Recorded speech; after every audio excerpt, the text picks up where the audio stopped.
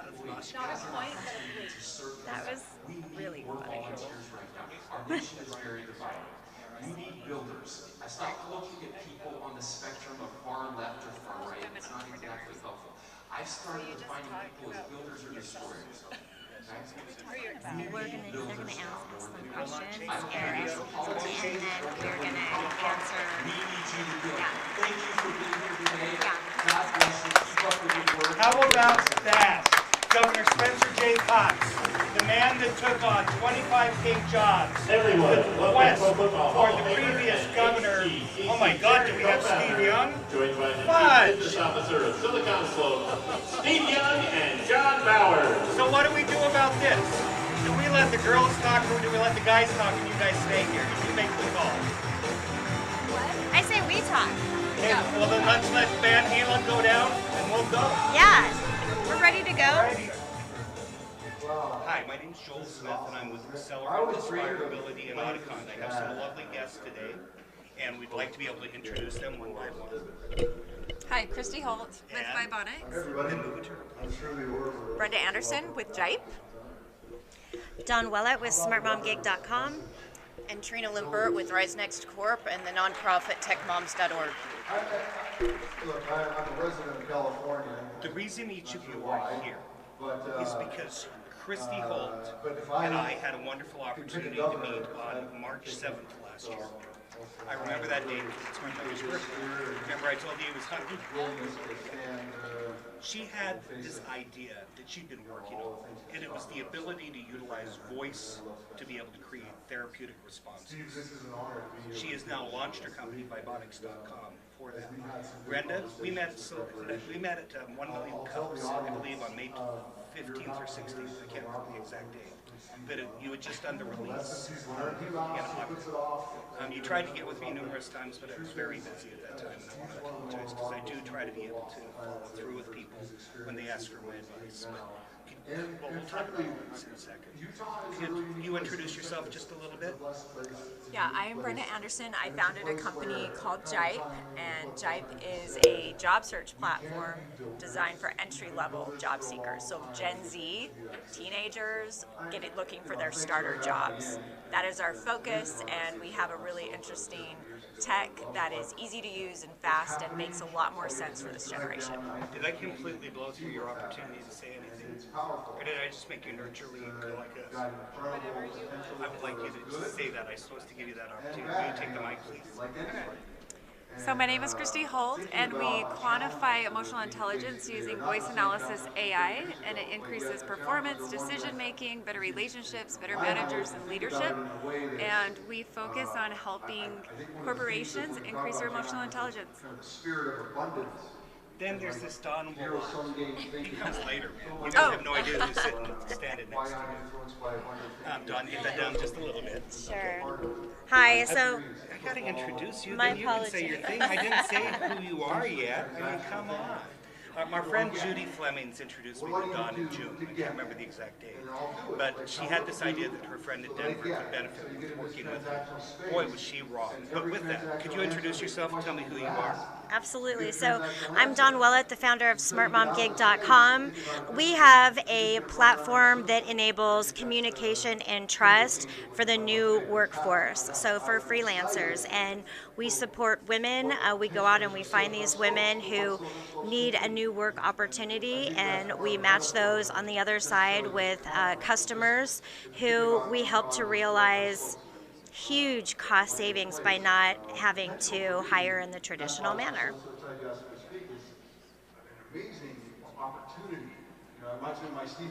Okay, sorry about that. I was trying to tell people who are more powerful than me what to do. I'd like to introduce Trina Limpert, who is another person that's left the professional rock world. Yeah. And she has some amazing stuff too. So, Trina, could you introduce yourself and what you do?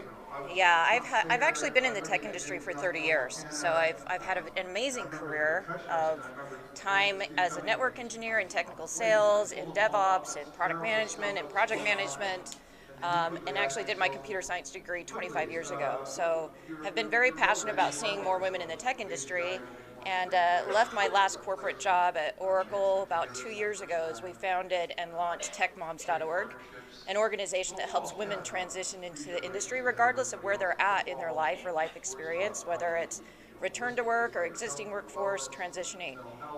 Since we launched the program, we've put through 18 cohorts and over 300 women through the program that are now transitioning and working in Utah's tech force.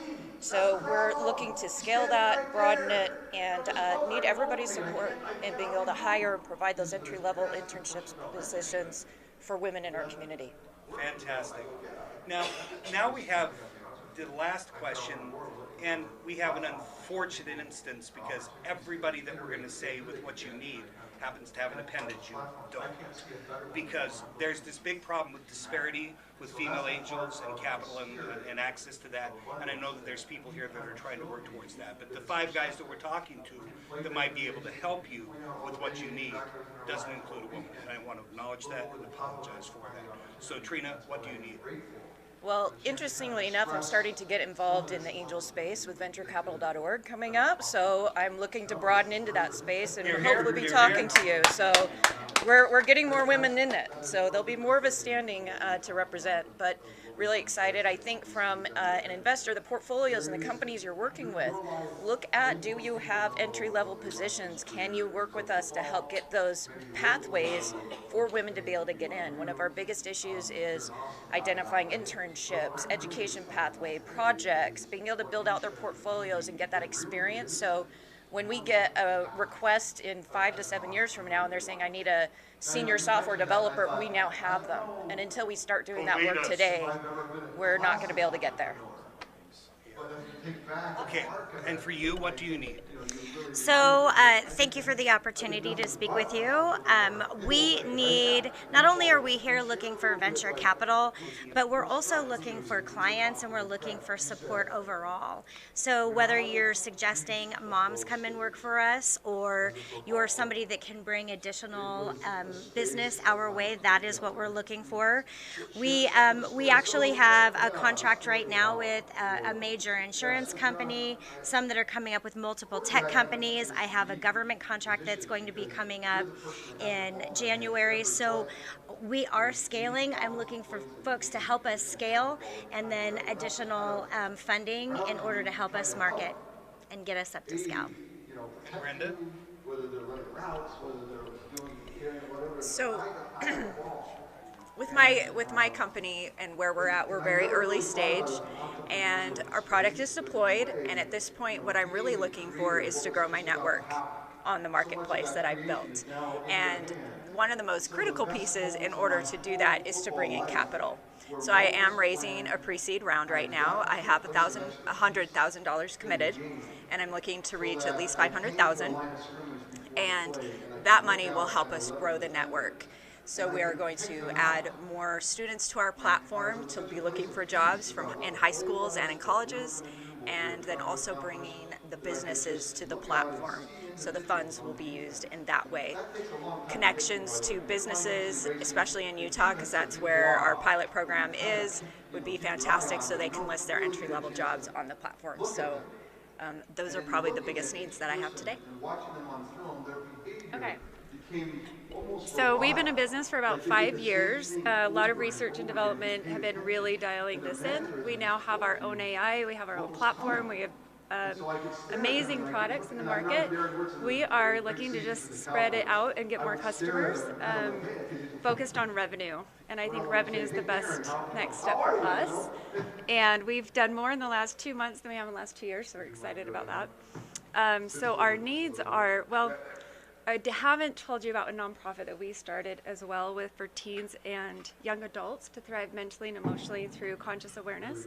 So I am looking for network opportunities and then also people who care about this space and want to get involved with this space and use technology into mainstream in emotional intelligence and really help companies thrive that way. So connections and customers. So Christy, you're going to need a mouthpiece, you're going to need money, you're going to have resources, you're going to need expertise and mentoring from different industries, right? Absolutely. Could you talk to David Politis first? And he's right here. This is This is David. Yes, David. Hi. You guys talk real quick, step in, take the microphone. You guys can step back just a little bit. Hi, Christy. Hi, how are you? Okay. I'm fine. So when we talk about influence in people, tell me what you offer. Well, for more years than I want to admit, 3.5 decades, I've helped companies figure out how best to position very technical things so their great uncle or their grandmama understand this very technical thing.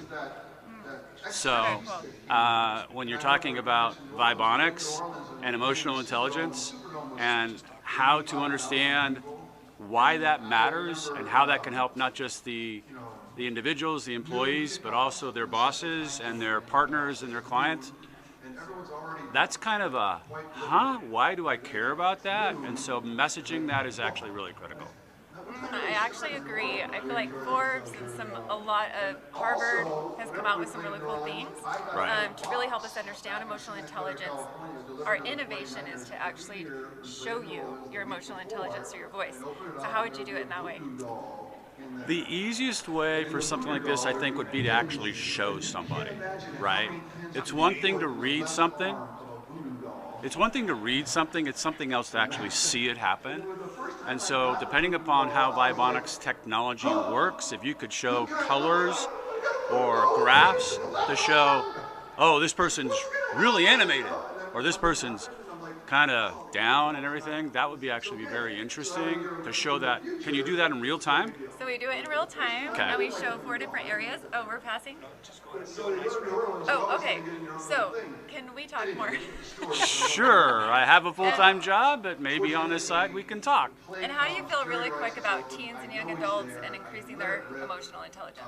Gee, as my wife and I have talked about for some time, she taught me the average male's brain doesn't stop developing until they're 25. You're right. Well, okay. You're right. It's the prefrontal cortex, Yep. exactly. And it was our middle daughter who pointed out to my wife, Dad has 3 different main personalities. There's Pops. He's the grumpy old dude. There's Dad. And then there's Davy. And Davy's the naughty 9-year-old. He knows better, but still does it anyway. That was like a real epiphany for them, and then for me as well. So yeah, I still occasionally do inappropriate things. Awesome. Okay, well, thank you so much for your time. You bet. Eric Olson and Brenda. It's such a good story. The biggest moment of my career, you know. Eric and Brenda. The power that you felt in that. You have an amazing combination here of an exceptionally motivated mom that needs to solve some problems. I know part of your motivation is with your grandson, and I don't even think we need to talk about investment at this point. Can you share some of the journeys both of you have had in finding things for kids to do, to be able to give them the ethic that they need and to help them on their way?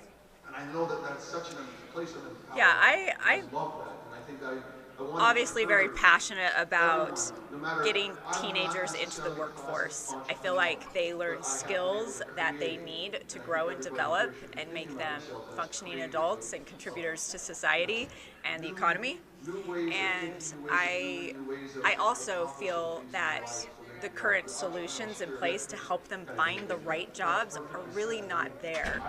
And so I built Jipe to help that specifically, like give them opportunities to see who's hiring in an easy way. Because we know this generation is very different.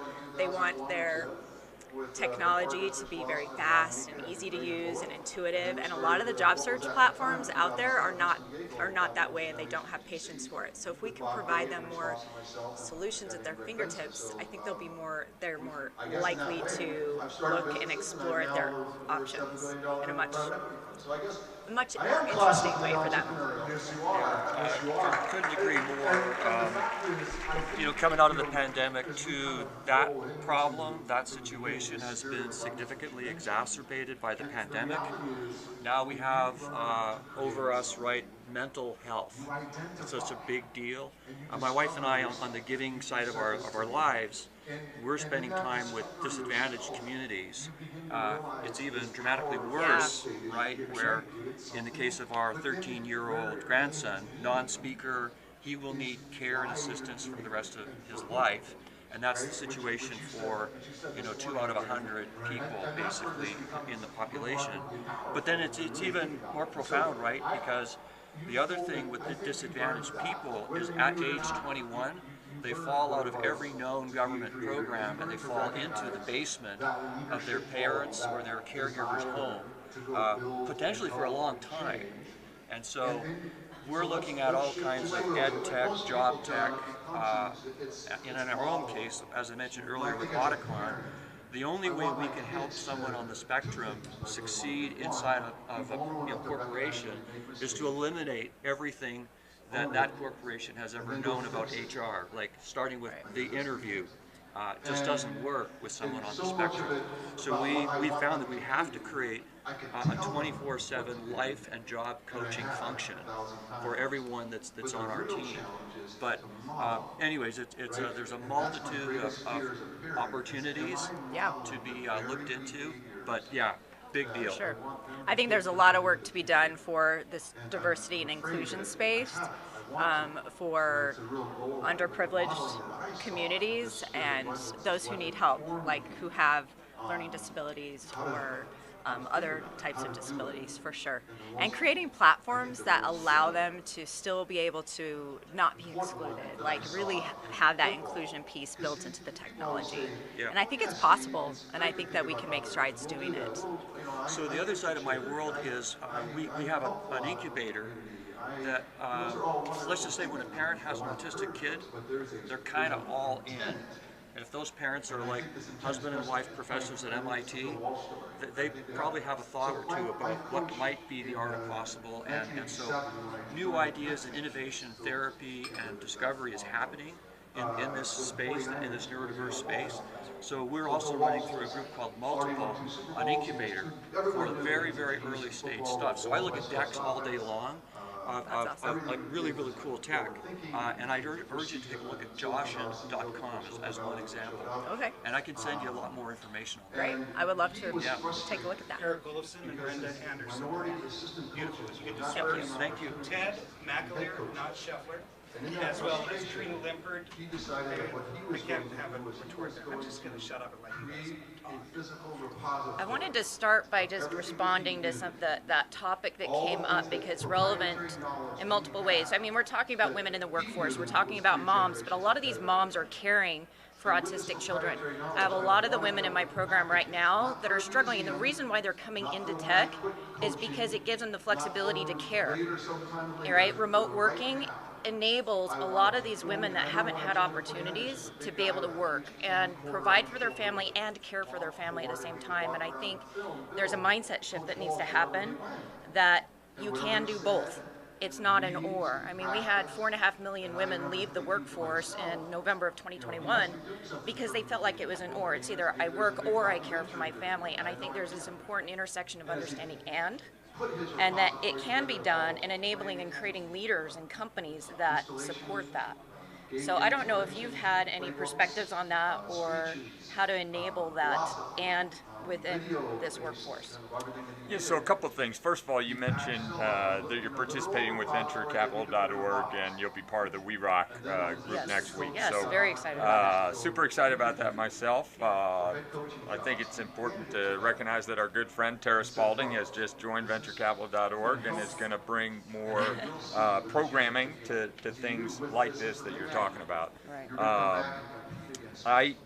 I think I share a similar interest to you relative to getting more people into the tech workforce.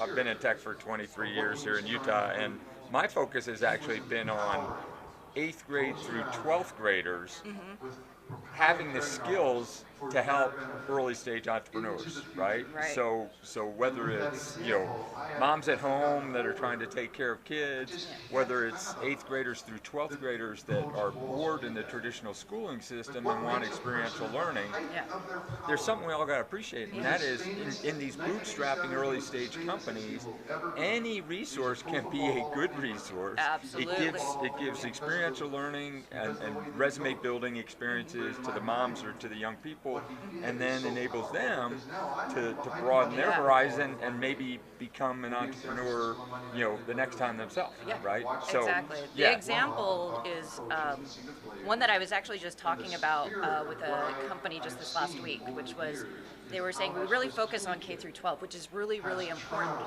One of the things that I like to call to mind is we work with moms entering the tech force as they become examples. So of the 300 plus women we've put through the program so far, there's over 650 kids that are supported. And a lot of our women are actually going through classes with their kids.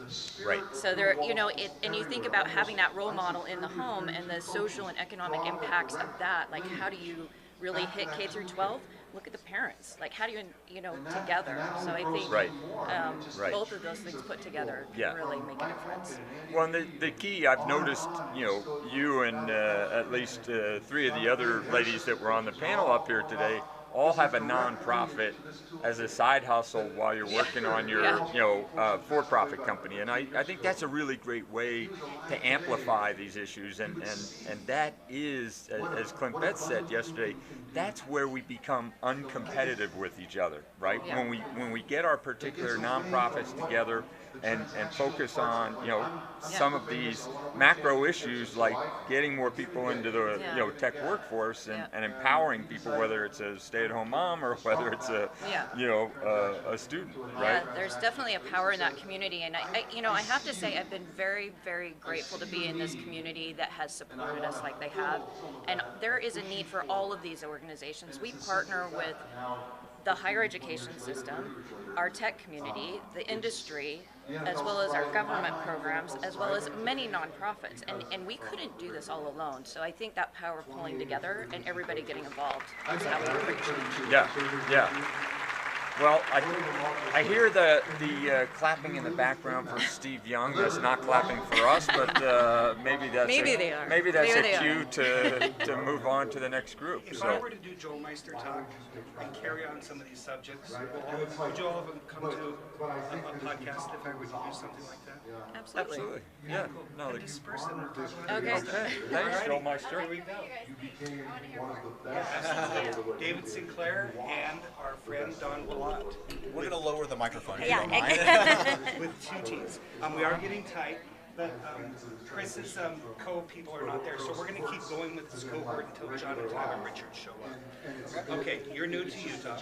You became 1 million Cubs, and the rest of your life has been just crazy. And, well, the same thing for you. Absolutely. Why don't you just talk about whatever it is that you talk about? If you don't mind, I'd love to continue the conversation that was just had. That's exactly what I was going to ask a for. different twist on it a little bit, because Absolutely.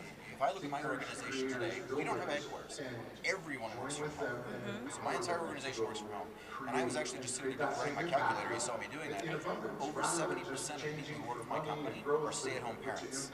Now notice I said parents, because actually almost half of those people are stay-at-home dads. So the guy who runs all of my customer service operations actually is a stay-at-home dad with 2 toddler girls. That's wonderful. And it's really funny when we do our customer service team calls because he's always got one of his daughters in his lap during the call. But I'm a very big believer that people need to be there for their families, need to be able to help with their families. And honestly, I've spent most of my career working in organizations where you can work from home. So I guess my question to you run a phenomenal organization. I'd love to just mention the organizations, everybody hears it. But then also talk about how you're addressing that need. And in particular, we had a discussion the other night in the bar, and I won't use the terms we use in the bar. We did. Let's not. But we need to address the entire scope of these stay-at-home parents. Absolutely. Thank you very much. So we had a lovely conversation the other day. And so the difference with smartmomgig.com is that we are literally going out into the workforce and out into find these women, and we're trying to create an entirely new workforce for them. So I grew up in cable media, so through Comcast, DirecTV, AT&T, Charter, I saw women from a frontline perspective as well as all the way up to C-suite leaving because there was a family matter that needed to be attended to. So I appreciate very much that your company is on the forefront of bringing in parents as opposed to, and letting them work from home as opposed to to a lot of society right now, and larger companies specifically, that it is still an issue of people being able to work from home. There's a lot of companies that are now trying to force all people back to work, and it's the rules have changed. So last month, it was just reported there are 4 million people with long COVID that literally cannot go back to work. And this is just the beginnings of the reporting of long COVID. I have a woman that works for us that is now on a heart medication due to COVID that her insurance doesn't cover. She simply can't go back to work. So I think that that's how everything is changing, and I think that it's important for more companies to think exactly the way that you think, which is it's not only important for women to go back to work, but for all people to consider the health benefits, the medical well-being of being able to support their families or do what they need to do, simply not having to do the traditional structure of 9 to 5. Talk a little bit for a second about your view, because I basically bring people in and onboard them, and they start working for me. Yeah. My wife herself actually had a real struggle returning back to work. How do you help these people, the parents that are staying at home, return back to work? Because that's a big transition for a lot of them who've taken a year to have kids, who've taken time off to take care of sick relatives or parents or whatever. How do you help them make that transition? So I too had that issue. When my son was born, he had a medical issue, and he's fine now, but I saw that firsthand of how hard it was to return to the workforce. So our platform takes that into consideration, and it's more of a skills matching, so the women only need to put in 200 words on each skill as to why the company should hire them. So it makes it an easy transition for the companies to go through and read and find the right person for them, as well as the women themselves to put themselves out there and consider a new way to work. That sounds great. That sounds like a really great start. So we'll have to continue this conversation. I look forward for you hiring many women. I hope not just women. Yes. I'd like you to stay here. Thank you very much, David. Thank you. Gentlemen from Hydrenesis and Christy, if you could join John, please. This is going to be a growth conversation, because I know that you guys have just recently done a little bit. Well, you've been involved in a number of things. I mean, Bob, you've like spun off like 72 companies or something like that? Or? No. 71? We're squeezing. 37. Okay. How many did you say? 37. I haven't spun them off. I've been on the board of 37 of them and helped them and raise money for them. Wow. So we're talking. So, Dawn, last night, you and I had a long conversation. We did. And the topic of the conversation was primarily about your documentation for your offering. So, what were the salient points, the things that you didn't actually realize when we were talking? Because a lot of the issues with going out and raising money is you walk in the door with either documents or a pitch or a proposal or a narrative that has red flags for the investors. So can you share a couple of the red flags we talked about? And thank you for the free consulting services I got last night. We had burgers. So we had burgers, so yeah.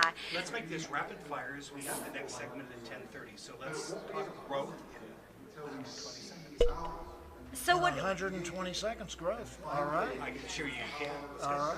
So tell me about your growth projections that we talked about. So one, you have to know your numbers, and if you can't rattle off your numbers, you're not going to make it. They're not going to believe in you. Number two, you have to understand the market, and just because you understand the market doesn't mean that others are understanding the market, and you have to be able to discuss that in a very clean and clear. Right, and you have to be able to document those numbers in a zero-based financial model. Where you start with the lowest common denominators of the revenue, and then build your model instead of starting with, well, we think we can do $3 million in year 3.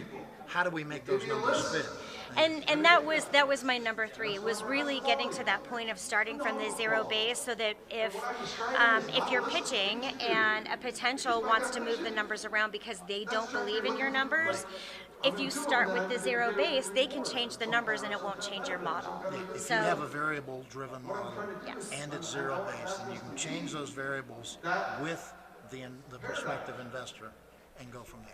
1 minute. Okay. We learned also from talking to some of the different angel groups and the different VC groups that we've been speaking with today is starting off with your first 6 months, right? That's important, making sure that those are very reasonable projections and targets, and then building off of that for your execution, right? And so that's what I think a lot of investors are looking at. That's where the growth comes in. Right. Is after that 6 months of doing your business, and then now how are you going to scale it? Exactly. Absolutely. It's nice to be able to eat the elephant whole, but it's not realistic. Right. And I think that was the position that I was really coming from. And Joel, so thank you. Joel is the elephant at the door. Where can I talk to the camera directly? Right here? Oh, hey. Thank you, Utah State Legislature, for considering psilocybin mushrooms for treatment for microdosing for those with mental illnesses. It's essential that we pass this, we get it through. We need to move towards more organics, not for recreation, but for the assistance that psychotropic drugs cannot provide. Yes, I agree. I've seen the miracles myself. Absolutely. That's all. All right, you guys are done. Get the way out of here. We got to go out and start up ignition. Thank you so much. Yes, I agree. Did you guys get some exit photos with Megan? Thank you so much. Those that were just on camera, if you could all go get exit photos, thank you. All right, come on in. Come on in.